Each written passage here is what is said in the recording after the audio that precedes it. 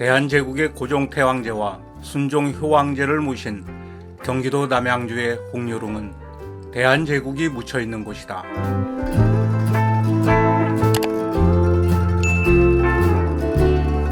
산책이나 나들이를 겸해서 즐겨 찾는 곳이 왕릉이다. 접근성도 좋은 데다 수목이 울창하고 걷기 좋은 오솔길이 있기 때문이다. 들어서면 무덤이란 생각은 전혀 들지 않고 공원이나 수목원에 온 듯하다. 아니, 경건한 가운데 여유로움과 평화로움이 가득한 성지 같은 분위기다. 왕릉은 법궁인 경복궁에서 백리 약 40km 이내에 있어야 한다는 법도가 있었다. 영월의 장릉과 여주의 영릉을 빼곤 모두 그렇다. 재관들이 하루 안에 다녀올 수 있도록 하기 위함이었다.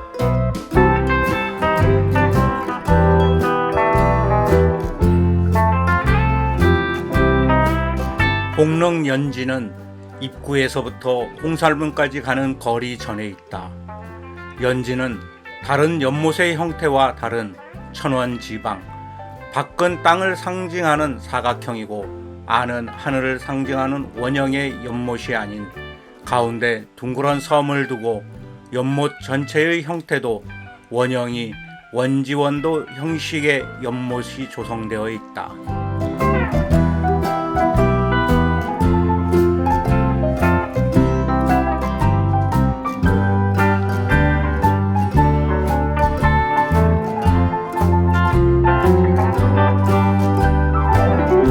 홍릉은 조선 제26대 왕으로 즉위하였고 대한제국을 선포하면서 대한제국 제1대 황제로 등극한 고종태황제와 명성태황후의 능이고, 유릉은 고종과 명성황후의 둘째 아들인 순종효황후와 순명효황후, 계후 순정효황후의 능이다. 조선 제26대 임금으로 즉위한 고종은 1897년에는 자주 독립국가로서의 면목을 내세워 대한제국을 선포하고 연호를 광무라 정한 후 황제의 자리에 올랐다. 오른쪽에 위치한 제실이 있는 것은 다른 능과 같으나 제실의 규모와 구조가 지금까지 보아왔던 단순하고 소박한 제실이 아니다.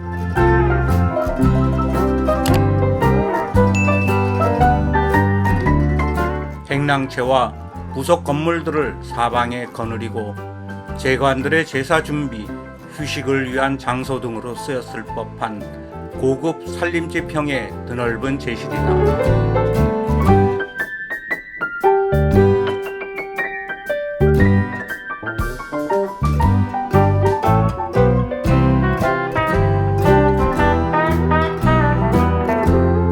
홍유릉에 오면 누구나 대번에 낯설다는 느낌을 받게 된다. 1897년 국호를 대한제국, 연호를 광무, 왕을 황제로 부르게 된 나라가 있었으니 왕릉도 명나라의 황제릉 태조의 효릉을 본받아 능제를 삼고 능역을 다듬었기 때문이다. 따라서 능역은 마치 공원처럼 정성 들여 조경한 흔적이 많으나 지금까지 보아온 다른 조선 왕릉과는 이모저모가 사뭇 다르다. 다른 왕릉에 비해 능역이 매우 크고 화려하지만 성물들이 낯선 이국풍이고 분위기 전체가 침침하고 스산하다.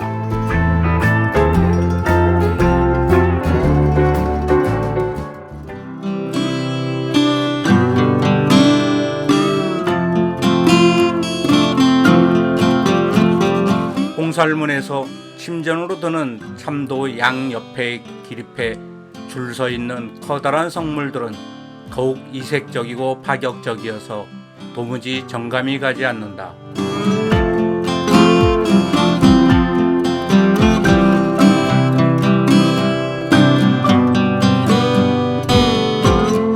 다른 능에서 볼 수 없었던 다양한 동물들이 양쪽에 7마리씩 늘어서 있는데 말과 양, 해태와 호랑이는 특히 구분이 선명치 않고 뜻밖에도 웬 물주머니를 맨 낙타와 코끼리, 기린까지 등장하고 있어 저절로 웃음이 배어나온다. 그러나 망해버린 나라의 운명이 국적 불명의 성물까지 탄생시켰다는 생각에 이르면 그만 씁쓸해지고 만다.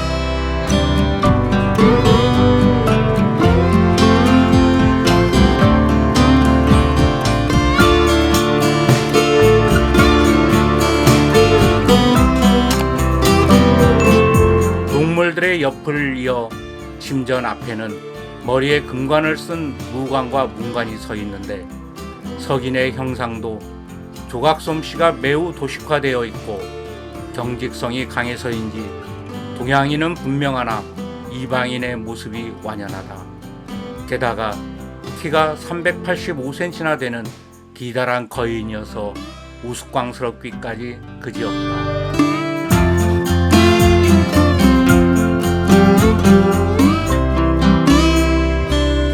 홍릉 조성시 배수를 위해 침전 앞에 지당을 조성하고 강우시에 빗물이 지당에 집수되어 연지로 배출되는 것으로 추정하고 있다. 하단부에 연지와 연결된 배수구로 추정되는 구조물이 있다.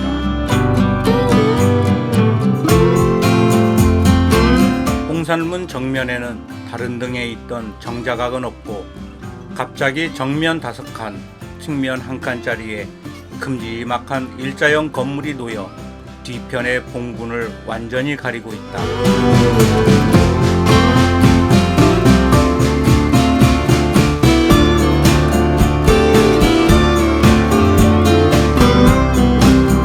침전에 오르는 계단은 정면과 양옆에 마련되어 참도를 구분하고 있다. 1896년 건양 1년 양력 2월 11일 새벽 고종과 왕태자 순종이 2대의 가마에 앉아 궁궐을 몰래 빠져나와 황토제, 지금의 광화문 사거리를 지나 정동에 있는 러시아 공사관으로 이동하였다. 명성황후가 살해된 을미사변으로 신변의 위협을 느낀 고종과 왕태자가 러시아와 협의하여 러시아 공관으로 거처를 옮긴 것이다. 러시아 공사관에 도착한 고종은 친일파 대신들을 처형하도록 명하고 이로 인해 을미사변과 맞물려 급진적 개혁으로 국민의 감정을 자극한 친일 내각은 무너지고 친러, 친미파 인사로 내각이 구성되었다. 고종 태왕제 신의를 봉안하고 평상시 침상이 놓인 침전이며 제전인 건물이다. 지금까지 조선 왕조 어떤 능에도 이런 건물은 없었다. 침전의 오른쪽 석상 뒤편에 비와 비각이 있다.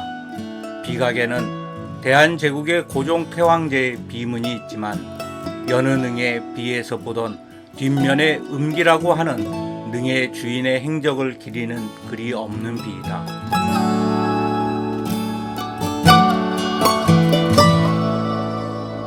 명성태왕후가 일제에 의해 암살되고 고종태왕제는 아관파천 이후 일제와 친일파들의 강요에 순종에게 양위하고 의문의 죽음을 당한 당시의 시대 상황에 음기를 하지 않은 것으로 추정하고 있다.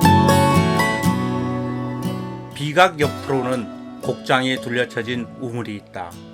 이 우물은 어청 또는 제청이라 하여 산능 제례에 사용할 물을 깃는 우물물이다.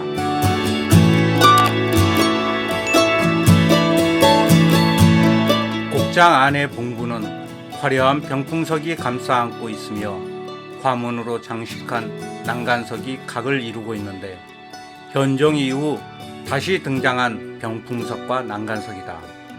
그러나 저 아래 침전 앞 성물에 잔뜩 비중을 둔 탓인지 봉분 앞에는 상석과 장명 등 양옆에 망주석이 있을 뿐 다른 성물이 놓이지 않아 간소하고 조촐한 편이다. 고종은 1852년 철종 3년 7월 흥성 대원군 이하흥과 여흥 순목 대원비 민씨의 둘째 아들로 태어났다. 이름은 명복, 제왕에서 희로 개명했고 호는 주연이다. 철종이 후사 없이 승하하자 평소 이때를 벼르며 조대비에게 연주를 대왔던 흥선대원군은 재빨리 조대비의 힘을 빌어 아들 명복을 익성군에 봉하고 국왕에 즉위케 한다. 고종의 나이 겨우 12살이었으므로 조대비가 수렴친정을 하고 흥선군은 흥선대원군으로 봉해져 국정을 도맡게 된다. 오랜 세월 기다리며 계약한 도로였다. 순종, 헌종, 철종으로 이어지는 60여 년간 안동 김씨의 세도 정치에 신물이 난 조대비와 이를 지켜본 흥선대원군이 아니던가. 더 이상 세도 정치를 되풀이하지 않겠다는 의지로 8살에 부모를 잃고 고아로 자란 민치록의 딸을 왕비로 책봉한다. 이 여인이 명성황후 민씨다. 그러나 고종도 점차 아버지와 대립하며 정치적 의욕을 보였고 명성황후 역시 역대 역을 못지않게 총명했으며 정치적 수완 또한 따를 자가 없었다. 누구도 예상치 못한 일이었다. 무엇보다 흥선대원군은 강력한 쇄국 정책을 펴는 반면 명성황후는 선진 문물을 받아들이려 애쓰며 개방 정책을 펴는 데서 시아버지와 며느리의 이상이 달랐고 갈등이 야기되었다. 게다가 조선과 조약을 체결하고 국교를 수립하려는 일본과 서구 열강들은 애당초 제국주의 확대라는 야심을 품고 들어온 것이어서 혼란은 거듭될 수밖에 없었다. 그 혼돈의 와중에서 일본은 국권 침탈을 위해 노골적인 간섭을 거듭했다. 이에 고종은 일본을 경계하고자 친러 정책을 폈으나 일본은 거세게 반발하며 140여 명의 수비대와 낭인들을 사주하여 경북궁 건천궁에서 명성황후를 처참하게 시해하기에 이른다. 1895년 8월 20일에 일어난 을미사변이다. 일본의 압력이 심해지는 가운데 1905년 을사늑약을 맺고 외교권을 일본에 빼앗겼으며 1907년에 일제로부터 국가와 민족을 보호하고자 세계 만국평화회담이 열리는 해역으로 밀사를 파견하였으나 일본의 방해로 실패하였다. 뜻을 이루기는커녕 한일협약 위배라는 책임을 지고 7월 20일 황제위에서 물러나 순종 황제가 즉위하기에 이른다.